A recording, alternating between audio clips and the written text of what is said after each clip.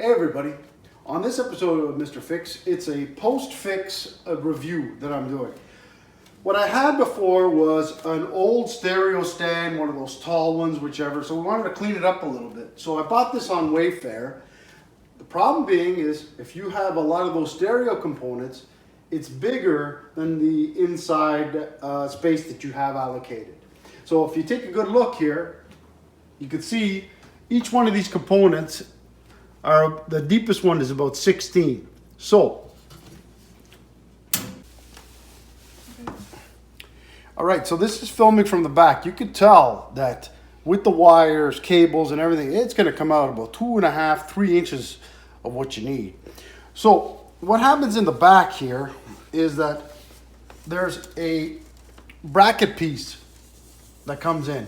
And from there, what you're going to have typically is you have two of these guys. One slides here, one slides there, and it goes into this little groove here, if you can see this little groove.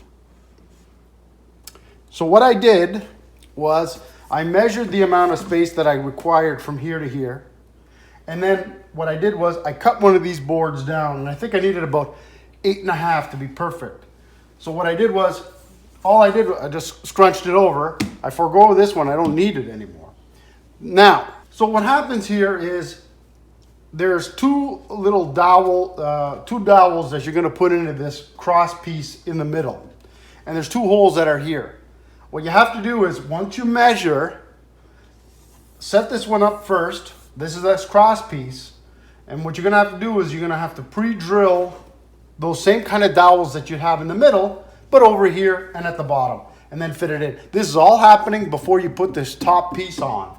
Then, once you do that, and you have the dowels all set, it's good, and you're going to have to measure it and do the dowels the same on this top piece. So then it all fits together. Dry fit everything, no problem.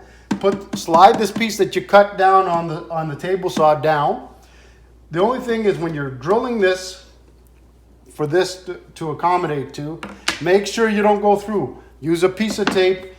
You measure it from the other side, so then you know exactly what you're going to have to do. That way there, when you're drilling it, you're not going to go through. Once you've all dry fitted and whichever, then you can put the glue, put your top on, it's all good. The only issue that I have too is these big amps, they're heavy.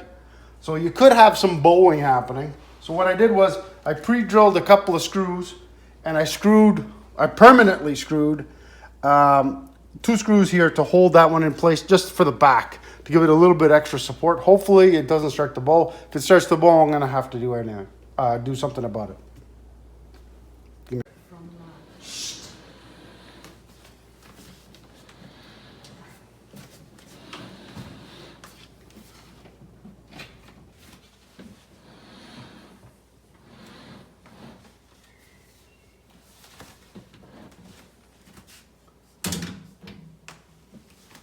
All right, so there you go. Everything works.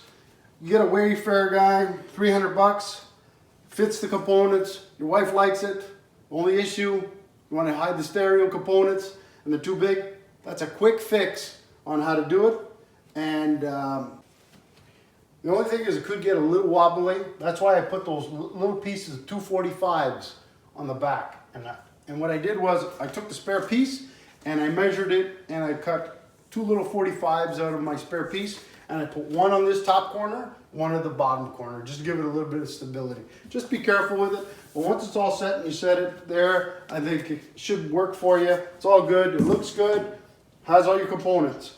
So good luck to you and your cabinets rejigging to make it work for old components, and thanks for watching Mr. Fix.